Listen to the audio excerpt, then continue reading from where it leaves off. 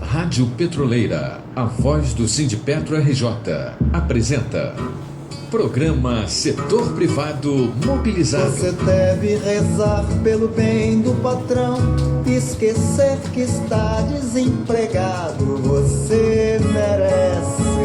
Olá, internautas, navegantes, companheiros, camaradas da Rádio Petroleira, questão de soberania. Estamos ao vivo, em tempo real, com mais um programa Setor Privado Mobilizado. Aqui na Rádio Petroleira, programa que é de responsabilidade da Secretaria do Setor das Empresas Privadas do Sindipetro RJ, cujo coordenador é nosso amigo e irmão, professor Ivan Luiz, o homem que sabe o que diz. Meus amigos, estamos aí mais uma semana de luta, de resistência, e essa semana nós temos boas notícias para nossa companheirada. Inclusive, chegou ainda há pouco aqui no sindicato uma carta do RH, o RH MBRTS 50.112/15, a Petrobras agendando aí uma nova reunião para amanhã às 15 horas, companheirada, referente ao ACT 2015. E aí já começamos logo falando que é o seguinte, é o programa 173 da semana de 21 a 27 de outubro de 2015. Esse é o 36º programa do ano. E a alertar a companheirada que esse programa aqui ele é retransmitido toda quarta-feira, às 3 horas da manhã, ao meio-dia e às 17 horas. É isso aí, meus amigos. E a palavra vai agora para o nosso diretor, Antônio dos Reis Furtado, que está cheio de novidades, não é isso, Furtado? É isso aí, companheiros. É importante, inclusive, o que você falou no que diz respeito a essa carta que nós recebemos agora, a reunião que está marcada para amanhã com o RH da Petrobras. É sinal de que toda essa movimentação que o sindicato está fazendo tem como resposta essa carta que hoje nós recebemos. E, evidentemente, baseado nisso, nós iremos à mesa para fazer a discussão no que diz respeito, se possível, uma outra proposta da empresa. Companheiro. Será que esse destaque, Furtado, tem a ver com a greve dos bancários? Olha, companheiro, uma coisa tem super interessante, isso que você está falando, até porque os companheiros, os companheiros bancários, eles tinham um indicativo em torno de 16%, segundo as perdas que eles dizem que tem, né? Lógico, evidente que isso é uma realidade. E também no que diz respeito a essa constrangedora proposta que foi logo inicial da Federação Nacional, Federação Nacional dos Bancos, Febraban. De que dizia que naquela oportunidade os 5% que o banco estava. Aquela famosa história daquela música que diz, vem cá, me engana que eu gosto, né? Essa é a famosa história. Dizia que uma situação crítica que passa o país, mas não o banco. O banco não tem. O banco está com uma dificuldade. Você nem imagina, rapaz, a situação crítica que passa o banco, tendo um lucro astronômico aí, né? Verdade. Quer dizer, a situação crítica deles é o faturamento, né, cara? Essa que deve ser. Pro banqueiro pode. Pro banqueiro pode. Pro bancário não, né? Com certeza. Então, esses companheiros resistiram nessa greve aí, que, se não me falha a memória, durou em torno de 20 dias, né? E houve uma resposta. Se os companheiros não conseguiram os 16%, que era o indicativo, e que deve continuar nessa luta, né, pelos 16%, mas não aceitaram em momento algum essa proposta extremamente rebaixada de 5,5% e conseguiram 10%. Isso é importante e talvez seja, inclusive, um indicativo para a própria classe trabalhadora, de um modo geral. Não só petroleiros, os bancários, mas de um modo geral, que só se consegue as coisas através desse posicionamento, dessa luta, e aí foi o que aconteceu com os companheiros bancários. Companheiro. Nós hoje, inclusive, seguindo essa linha de raciocínio que você está implementando aí, nós fizemos aqui, a produção do programa fez um levantamento interessante, que nós íamos começar na semana passada essa série. Como não deu, vamos começar logo agora, porque tem muita material aqui para nós explorarmos. Nós vamos começar uma nova série sobre a função social da empresa. Vai começar hoje, que é o programa 173, e vai terminar, se correr tudo dentro da normalidade, no programa 180, no planejamento aqui da produção. Então são 7 programas que nós falaremos sobre a função social da empresa, não é? Então, antes de falar especificamente sobre isso, nós dividimos em 4 partes. A primeira parte da unificação do direito no Brasil, a segunda parte da função social, a terceira parte da função social da propriedade e a quarta etapa da função social da empresa. Então, começando na parte da unificação do direito privado brasileiro, nós vamos comentar o seguinte: conforme já reiteradamente já foi citado várias vezes em capítulos aí anteriores, que a promulgação do Código Civil Brasileiro, em 10 de janeiro de 2002, ele revogou os 453 artigos da parte primeira do Código Comercial de 1850. Olha só, de 2002 para revogar o Código de 1850. Olha quanto tempinho que levou, hein? Os quais regeram durante mais de 150 anos o comércio nacional aqui, brasileiro. Então, nesse presente trabalho, não nos aprofundaremos sobre a unificação do direito privado, mas sim sobre o histórico das tentativas de unificação no Brasil e suas consequências. A primeira tentativa de unificação no país se deu em 1867, com o civilista Teixeira de Freitas, que, incumbido em 1859, da elaboração de um projeto de Código Civil, após a publicação de alguns volumes, ele fez um trabalho fantástico, né, do seu trabalho, propôs ao governo, então, que houvesse uma unificação das regras de direito civil e comercial. E essa proposta não foi aceita pelo governo imperial e acarretou a rescisão do contrato do jurista. Ele foi contratado para isso. Quis fazer, não deixaram fazer porque tem implicações internacionais e nós sempre de joelho, né? No comércio internacional não podemos ter o direito que nos interesse. Passado quase meio século então, Inglês de Souza, em 1912, incumbido da elaboração de um projeto de código comercial, ao entender que não devia limitar-se a este código, apresentou emendas e aditivos que transformariam então o seu projeto de código comercial em um projeto de código de direito privado, unificando assim a matéria. Então, essa é a unificação. A ideia unificadora teve prosseguimento, então, em 1941, com o anteprojeto do Código de Obrigações, elaborado pelos juristas Orozimbo Nonato, Filadelfo Azevedo e Hahnemann Guimarães, o qual, segundo o professor Silvio Marcondes, não chegou a regular os contratos, mas manteve em seu conteúdo doutrinário, aspas, a vocação brasileira de unificação da matéria obrigacional, fecha aspas. Finalmente, então, a teoria unificadora se consagrou em 1969, período meio complicado para nós, né, Furtado? Ao ser adotado pelos juristas José Carlos Moreira Alves, Agostinho de Arruda Alvim, Silvio Marcondes, Herbert Viana Chamon, Clóvis do Couto e Silva, lembra bem esse nome, né, Furtado? Torquato Castro e Miguel Reale, durante a elaboração do anteprojeto de Código Civil, que, como previamente descrito, transformou-se no atual Código Civil brasileiro. Fora do Brasil, os primeiros países a unificarem o direito privado foram a Suíça, com seu Código Único das Obrigações, promulgado em 1881 e reformado em 1936, e a Itália, em 1942, que resolveu dar o exemplo abolindo o Código Comercial e consignando no livro 5º de seu Código Civil as regras concernentes ao direito empresarial.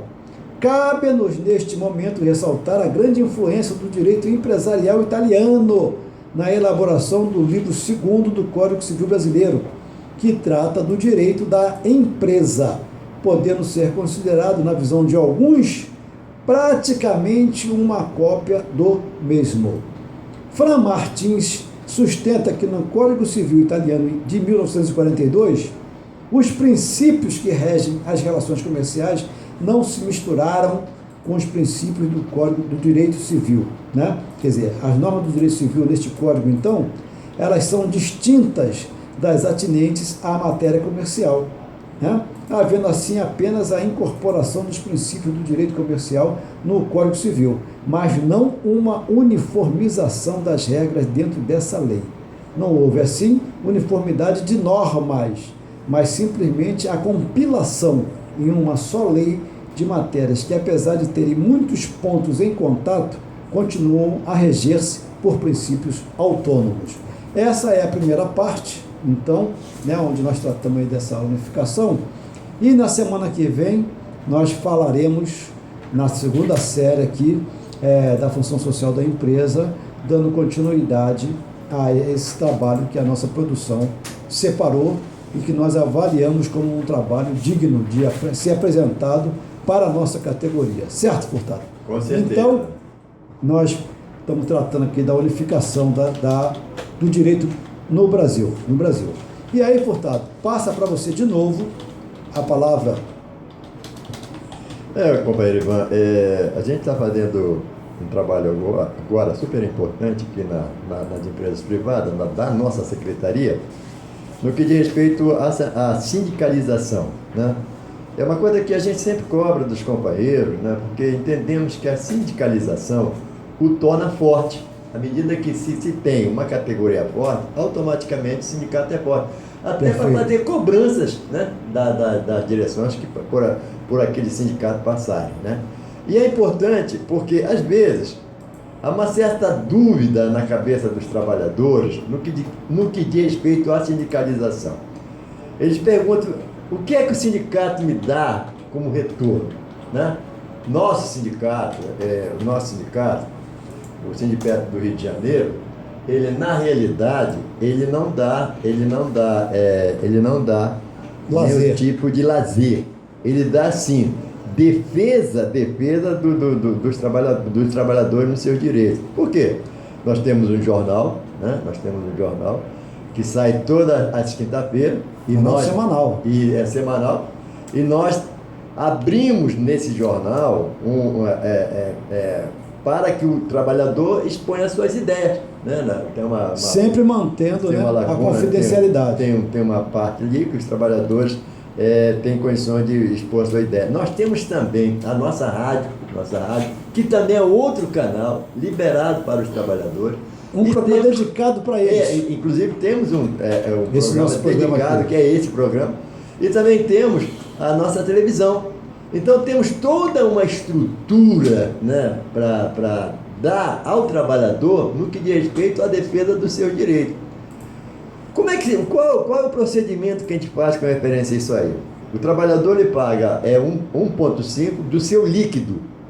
E nós temos, por norma, todos os trabalhadores filiados ao Sindicato Rio de Janeiro, que paga a sua mensalidade, aí sim torna-se filiado. E nós temos como norma a devolução do imposto sindical, que para a gente não tem o menor sentido o imposto sindical, pode ter para outros sindicatos, mas no nosso caso específico não, porque entendemos que é uma liberalidade do trabalhador ele ter o seu sindicato, né? Então, nesse caso, porque também se cobrar ou se reter essa parte que é destinada aos sindicatos no que diz respeito... E nós somos contra qualquer imposição. E nós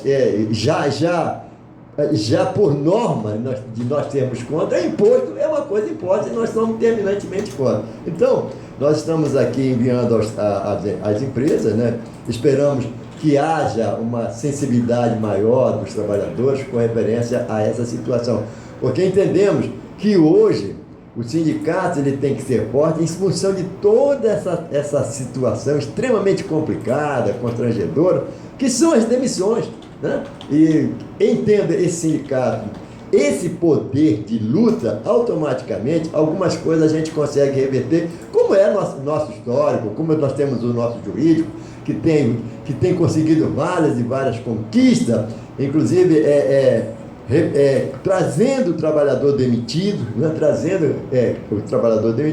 Então tudo isso, companheiro, é preciso que haja por parte do companheiro esse tipo de sentimento, para que a gente tenha um sindicato que cada vez mais lute pelo seu direito e cada vez mais se fortifique nessa trincheira chamada luta sindical, chamada luta dos trabalhadores. Companheiro Ivan. Perfeito, perfeito.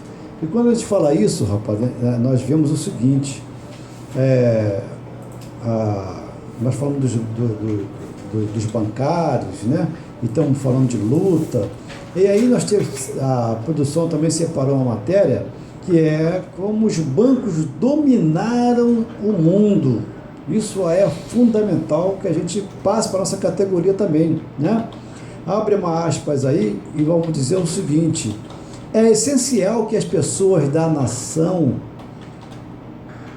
não entendam, olha só, é essencial que as pessoas da nação não entendam como o nosso sistema bancário e financeiro funcionam, pois senão teríamos uma revolta amanhã mesmo. Sabe de quem essas palavras? Sabe de quem? Quem falou isso? Henry Ford. Henry Ford, em 1922. Então é fundamental que ninguém saiba como funciona o sistema bancário e financeiro do mundo, entendeu? É fundamental isso, que se mantenha na ignorância, né? Aí, o Marcelo Segredo, que fez esse trabalho fantástico, ele fala assim: eu sou obrigado a concordar com ele, né? E afirmo de que jamais se viu na história mundial tamanha transferência de riquezas como nas últimas décadas, né? Por que isso?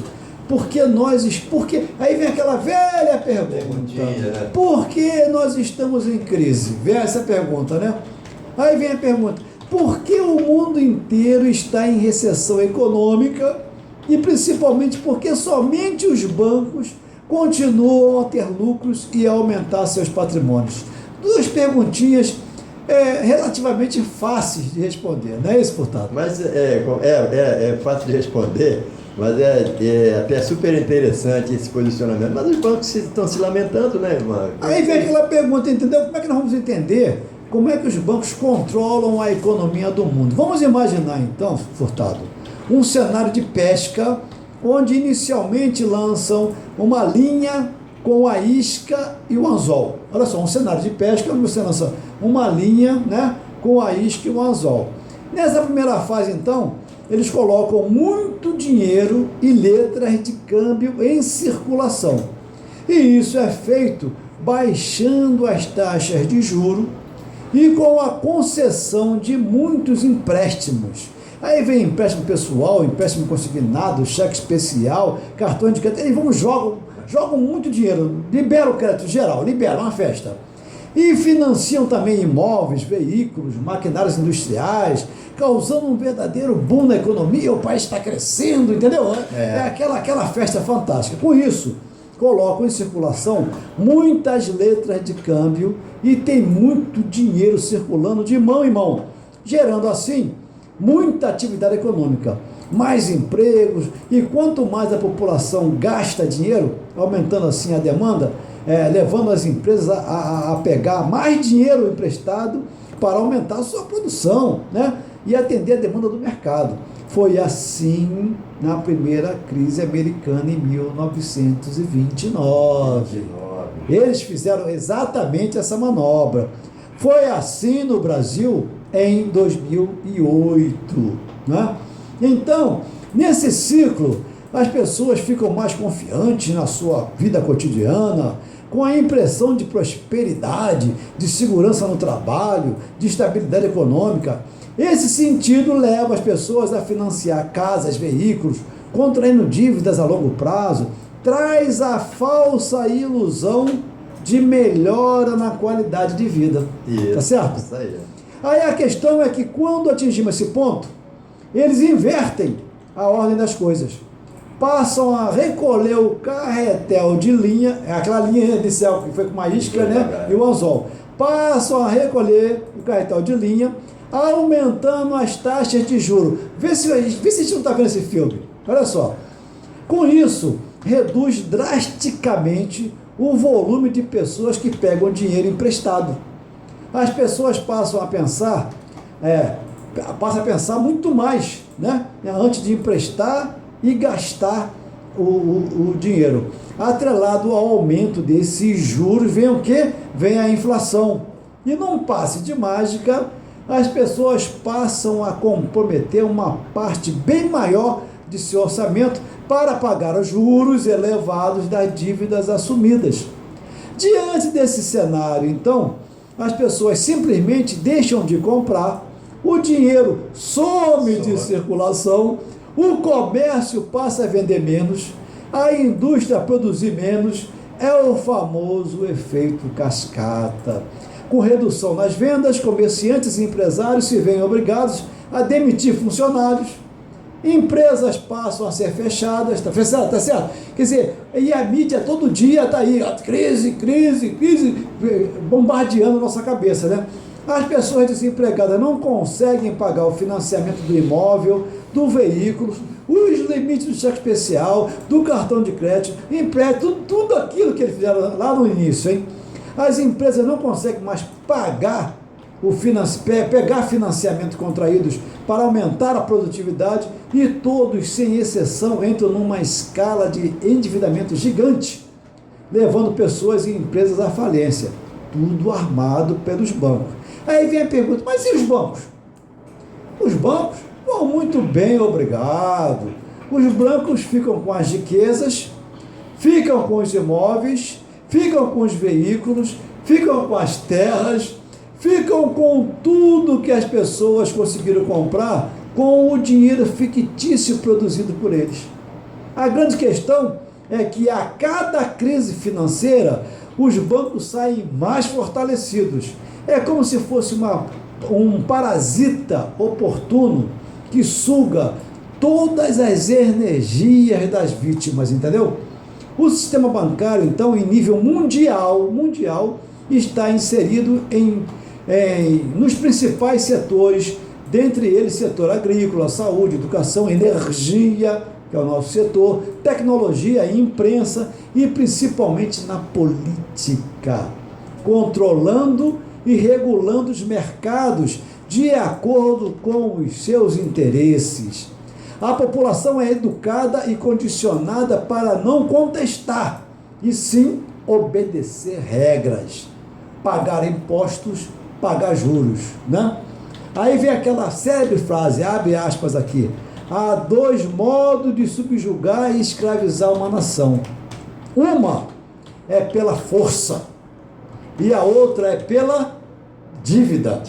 Sabe quem falou isso? John Adams, em 1735, né? E viveu até 1826. Então, nós entendemos que a nossa categoria passa a assimilar o que vem a ser, na realidade, a dominação que os bancos fazem junto à população brasileira e mundial, tá certo?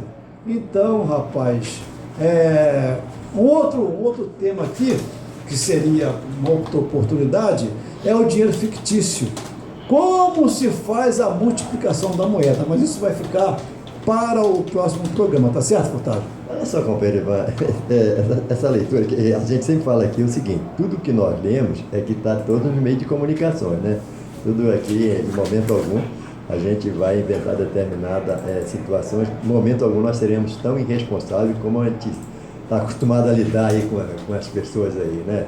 Agora, você vê, né, na realidade tudo é conduzido, né? Nada é produzido, mas sim tudo conduzido para que a pessoa se iluda, né? E a gente vê aí, já aí uns 10 anos passados, as pessoas, mas eu estou indo para tal lugar, estou viajando, estou fazendo isso, estou fazendo... E hoje, você conversa com as mesmas pessoas, cara, eu estou endividado, não estou conseguindo pagar. E o grande reflexo de tudo isso, como você fala, puxou a linha, né? Quando puxa a linha, vem com tudo, vem com tudo. Joga o anzol com a isca. Vem com tudo. Então, o que acontece? Hoje a pessoa está endividada e pior, né, companheiro Ivan? Está desempregado, né? Pior que está desempregado, não tem suporte nenhum. Se tinha algum bem, tem que devolver para o banco? Não tem suporte nenhum para continuar naquela situação que ele estava, né? Supostamente estava vivendo, né? Supostamente. Hoje, essa realidade é o que a gente vê aí, né? O que a gente vê aí, infelizmente, isso é extremamente constrangedor à medida que você percebe que as pessoas estão amargas, né? Estão amargas por quê? Porque estão aí sem situação. Foram enganadas e não tem nenhuma perspectiva de mudança. E o Estado que está aí para nos proteger, como é que fica, Furtado? O Estado está aí, o Estado simplesmente é o Estado, né? Aí você tem o exemplo de uma conclusão do relator da CPI. Da CPI. Né? Como é que foi, Sérgio? Na realidade, essa leitura da CPI é uma coisa que, mais tarde, a gente está dizendo o que é que o relator da CPI da Petrobras disse, que não tem ninguém culpado aqui. Então o que aconteceu lá? Essa CPI ela foi para quê? Para determinar o quê? Né? Se está todo mundo inocente, né, cara? Mais tarde, esse pessoal do Lava Jato também, coitado, foram perseguidos, foram marginalizados, né? Essa situação que hoje a gente vê, né? Mas, sinceramente, às vezes, rapaz, a gente tem determinadas posturas que a gente até fica, se constrange naquilo que nós comentamos, né?